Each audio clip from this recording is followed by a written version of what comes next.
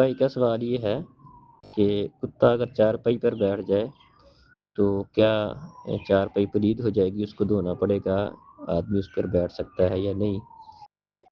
اگر تو ظاہری طور پر کوئی نجاست نہیں لگی،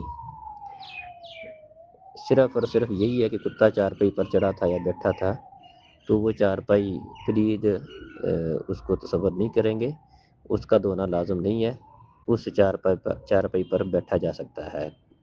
تو ہاں، اگر کتے کی کوئی نجاست، اس کا تھوک، اس کا لعاب یا کوئی اور نجاست اس کی چارپائی پر لگی ہوئی ہے تو پھر تو اس کو دھونا پڑے گا بصورت دیگر۔ خالی کتے کا جسم کسی چیز کو لگ جائے اور وہ چیز پاک ہو جائے، یہ ایسا نہیں ہے۔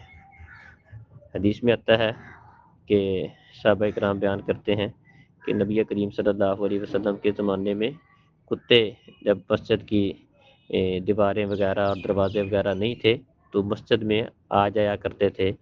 ظاہری بات دیوار نہیں ہے، رات کے وقت کتے شتے پھرتے ہیں تو وہ مسجد میں بھی آ جایا کرتے تھے، تو اس جگہ کو صحابہ کرام وہاں پر نہ کوئی اس کو دھوتے تھے اور نہ ہی پانی کا چھڑکاؤ کرتے تھے۔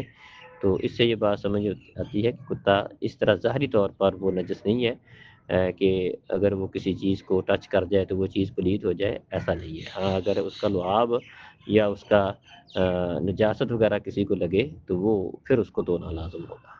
السلام علیکم۔